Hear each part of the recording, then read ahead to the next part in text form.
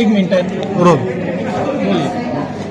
मेरा नाम रजा शरीफ है और मैं बड़ी मस्जिद मोमिनपुरे के लिए काम कर रहा हूँ। वहाँ के जितने मेंबर हैं वो हमारे साथ हैं और हमारे साथ ही बैठे हुए हैं। और ये घोटाला जो कर रहा है साजिद अनवर, ये सबसे ज्यादा घोटाला साजिद अनवर ने 3.25 करोड़ रुपए का घोटाला कर चुका है।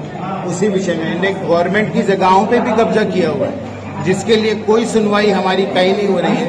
मंत्री जी के बोलने के बावजूद भी ये काम नहीं कर रहे हैं। और वजाद मिर्जा साहब से मैं एक बार मिला भी था। वजाद मिर्जा साहब को बोला भी मैंने कि भाई आपकी कांग्रेस के अंदर ऐसी चीजें होती नहीं है, आप इन लोगों का साथ क्यों दे रहे हैं? नहीं, बोले हम देख लेंगे करके। उसके बावजूद भी आज भी उन्होंने ऑर्डर नहीं किया। अभी इसके पहले जो अब्दुल सत्तार साहब ने उनसे बात किया है, अभी भी उनका ऑफिशियल कोई ऑर्डर नहीं आया कि ये इलीगलिटी के लिए क्या किया जाए। जो संस्था को हमने, जो वक्फ बोर्ड को हमने 9 महीने से एप्लीकेशन देके रखा हुआ है, जो कंप्लेंट हमने वक्फ बोर्ड के मिनिस्टर को दिया है, वो तक सुनने को तैयार नहीं है वक्फ बोर्ड। मिनिस्टर चिल्ला चिल्ला के बोल रहा है भाई अगर ये घोटाला है तो उसको क्लियर, इसकी चौकसी तो करो। 9 महीने से साहब चौकसी तक नहीं हुई इसके ऊपर। और अगर चौकसी नहीं हो रही तो क्यों अधिकारी, यानी 100% इसमें अधिकारी मिले हुए हैं। और औरंगाबाद के अंदर तो फाइलें गायब कर देते हैं सर, जो यहाँ फाइल रहती है।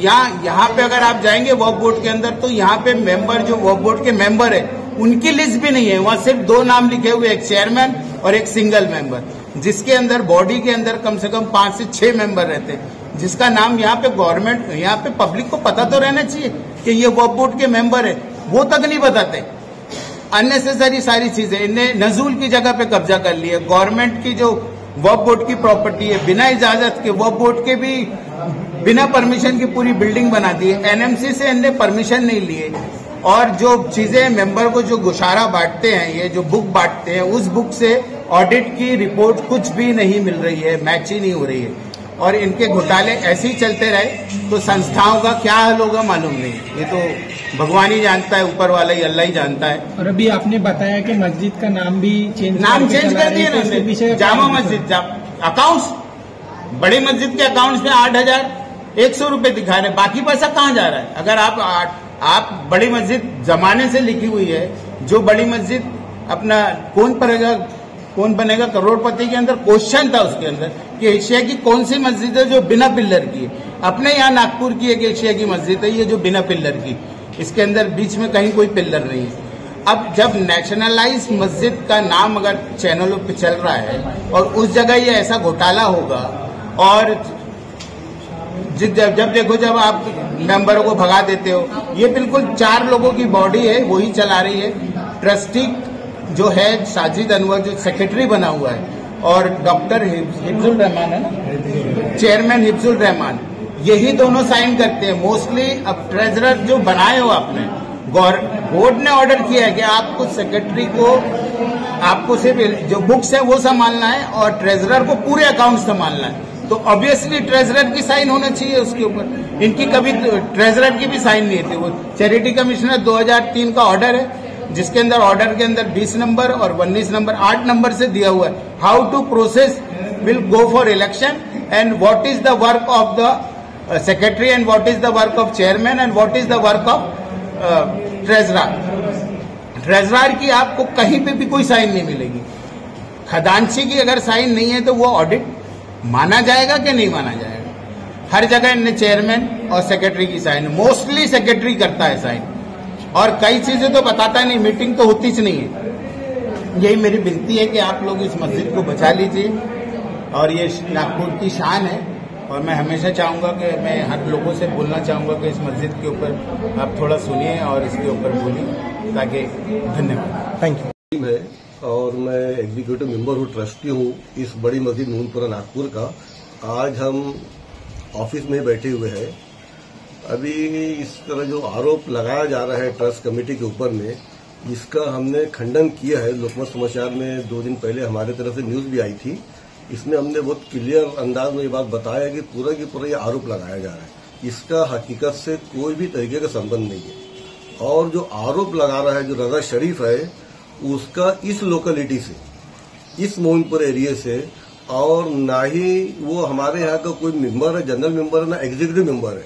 सबसे पहला सवाल तो उसके ऊपर, उसकी छवि पर यह उठता है कि वो किसके कहने पे काम कर रहा है, वो क्या इंटरेस्ट है उसका इस ट्रस्ट के पीछे में उसको, ये सबसे पहला सवाल है इसका। कि उसका इंटरेस्ट क्या है, और जो उसके साथ में दूसरे जो 7 नाम जो दिए इस प्रेस नोट में, उसमें से 3 लोग हैं जो सिर्फ यहाँ के जनरल मेंबर हैं। और वो 3 लोगों को अगर आप खड़े करके बोले, अगर से कैमरे के सामने 1 मिनट अगर से वो कुछ आपको स्पीच दे सके तो आप बोलना। उनको ये इतना दिमाग कहाँ से आ रहा है सब चीज का? उसके पीछे के कुछ लोग हैं वो इसमें काम कर रहे हैं, उसके पीछे में ये लोग वो काम कर रहे हैं उसके पीछे। जावेद करके जो हमारा हफीज बेकरी में, हमारा एक हफीज बेकरी है हमारे मोमिनपुरे में, वो हमारा किराएदार है। उसमें हमारा सेशन में भी कोर्ट केस चालू है और हाईकोर्ट में भी केस चालू है।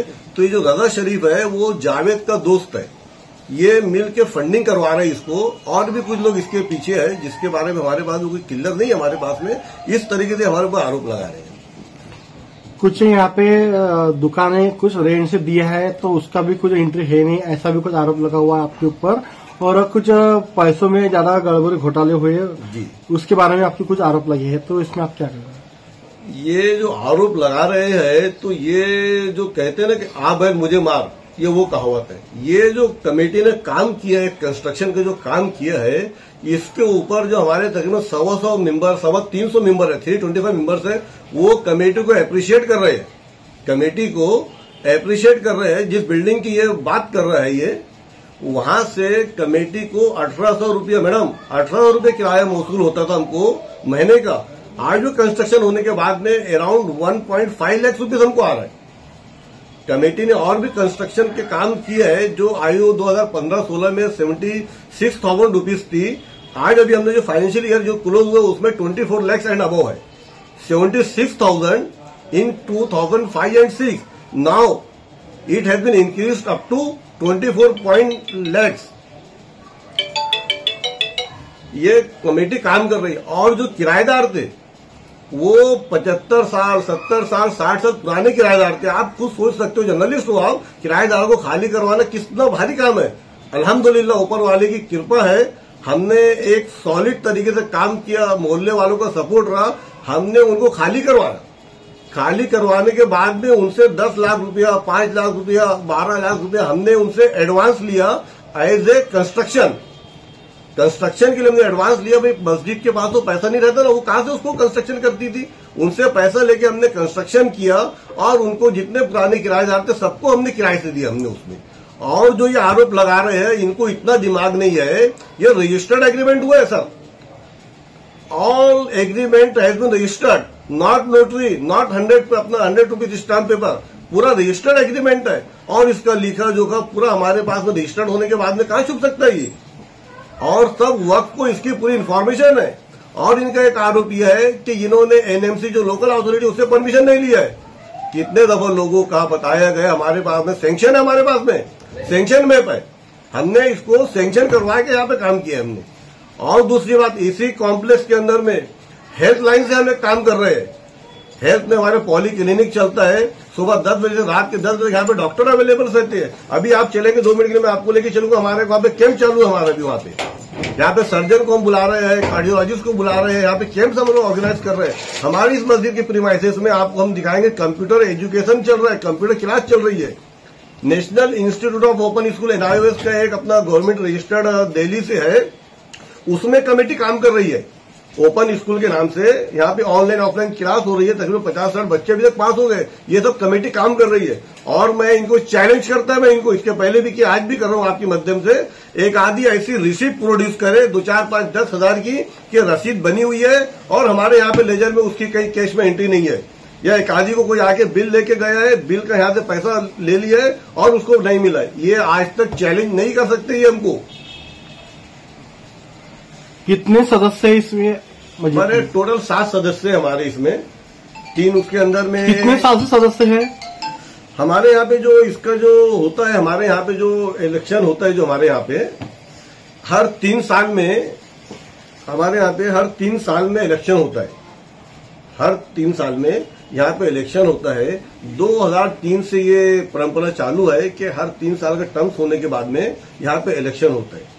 इलेक्शन के पहले जनरल मीटिंग होती है। जनरल मीटिंग में इलेक्शन ऑफिसर फिक्स किया जाता है। और इलेक्शन ऑफिसर हमारे आने के पहले से जो 2003 से चले आ रहे थे, क्योंकि free of cost service provide करते हैं, कमेटी का पैसा बचता है, किसी और को हम लेके आएंगे तो पैसा लगेगा, वो free of cost service provide करते हैं, तो हम उनको हमेशा कंटिन्यू करते हैं उनको ऐसा। तो ये अभी तक की इसके अभी 3 साल में इलेक्शन हुआ था है, क्या इलेक्शन हो गया और सदस्य बढ़ा जाएंगे या नए सदस्य हो सकते हैं इसमें? हमारे स्कीम के मुताबिक कोई ऐसा स्कीम में प्रोविजन नहीं है कि यहाँ पे कोई मेंबर बढ़ाया जा सकता है, कोई भी प्रोविजन नहीं है। ये चीज हमने ट्रिब्यूनल कोर्ट में हमने साबित किया है, जज के सामने ये चीज को हमने साबित किया ऑन पेपर। अगर से आप बैठ के बाद देखना चाहेंगे हम आपको दिखा देंगे, कोई भी तरीके का प्रोविजन है ही नहीं नई मेंबरों के लिए हमारे पास में कि कमेटी उनको ले। If anybody want to enrol the member तो उसके लिए है, लेकिन कमेटी चाहे किसी को मेंबर बनाना वो हमारी स्कीम में नहीं है, हमारी इसमें।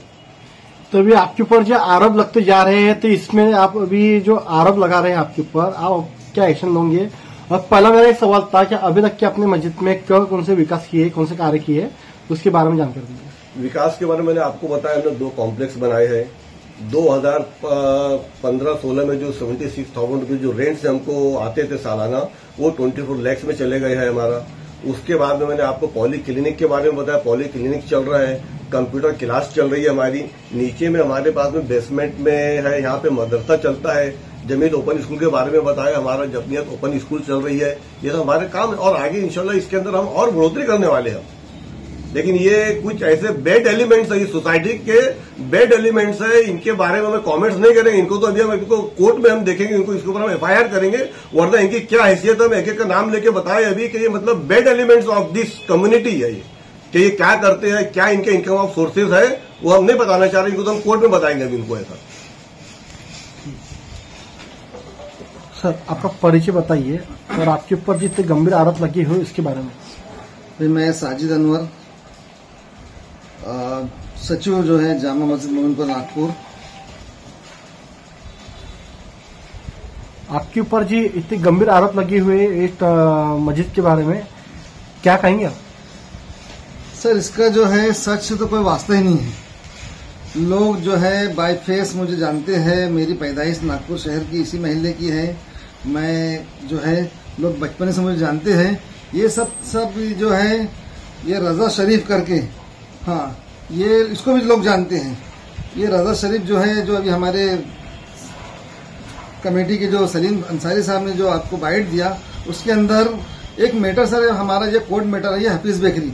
ये यहाँ पर 4000 स्क्वायर फीट पर जो है एकदम प्राइम लोकेलिटी में ये हफीज बेकरी हमारे टेनेंट है, किराएदार है। ये स्मॉल कॉज में केस हार चुके हैं। अब इनका जो है डिस्ट्रिक्ट एंड सेशन में चल रहा है और एक जो है रेट पिटीशन जो है हाईकोर्ट नागपुर में चल रही है।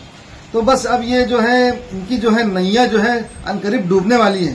तो ये उसी का बवाल है। ये जो है शहर से कुछ जो है हमारे जो टेनेंट है और जो हमारे जो खिलाफ है, इनको उन्होंने एक प्लेटफॉर्म पर जमा किया है और कमेटी के खिलाफ जो है झूठे आरोप लगा रहे हैं। जो बेकरी वाले का वो अल्लाह ने चाहा तो इंशाल्लाह साल भर के अंदर जो है केस निपट जाएगा वो। हाँ, तो ये हमारे खिलाफ जो है साहब ये झूठा आरोप है, इसमें सच्चाई कुछ भी नहीं है। इसमें आरोप लगती हुई भी और जो बजाज जी मिश्रा जो है इनके जो आयोग है, इनके पास भी कंप्लेंट होने के बाद भी अभी तक के कोई एक्शन ले नहीं रहे हैं, तो उनका भी क्या कहना है और आप इसमें क्या? बजाज मिश्रा समझा नहीं सर मैं।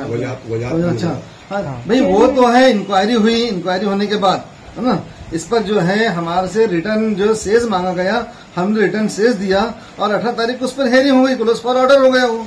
हाँ, वो जो है वक्फ बोर्ड जो इस पर निर्णय लेगा, वो हमारा मैटर नहीं है। हाँ, वक्फ बोर्ड को जो उन्होंने रिटर्न सेज मांगा था तो हम रिटर्न सेज दे दिया। अब वक्फ बोर्ड का काम है इंक्वायरी करना, वो अपने तौर पे इंक्वायरी कर रहे हैं। इंक्वायरी हुई और रिटर्न सेज दे दिया, अब पुलिस पर ऑर्डर कर दिया उन्होंने मैटर को, वो डिसीजन देंगे उस पर, वक्फ बोर्ड डिसीजन लेगा उस पर। आप ही का इस पे टारगेट क्यों किए जा रहे हैं, क्या बताएंगे आप? हाँ, सब इस बारे में तो ये है कि भाई मैं सचिव हूँ। अब जो सचिव होता है ये जो है इसके बगैर कुछ होता नहीं है। जो भी काम करेगा, जहाँ सिग्नेचर की जरूरत पड़ेगी, तो इसलिए उन्होंने सोचा कि भाई 1% को टारगेट करो और ताकि ये जहनी उलझन में परेशान रहे और जो है ये अपना जो है आपा खो दे और हमारे खिलाफ कुछ भी अनशन बकते रहे।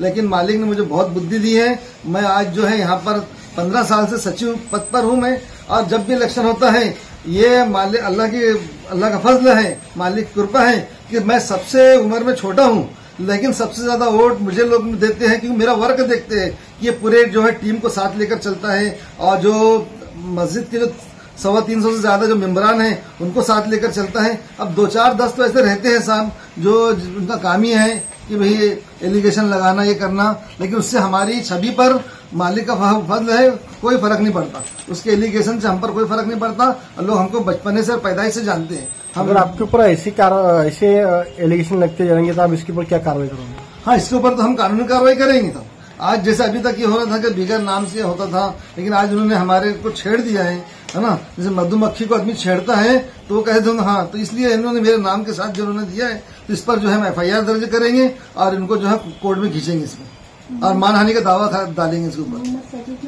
साजिद अनवर।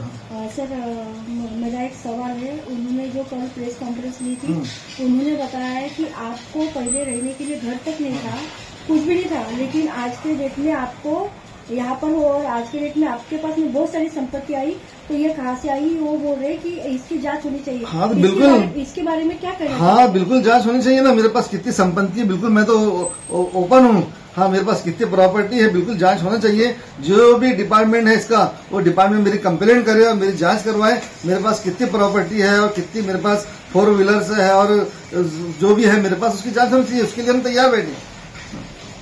Thank you.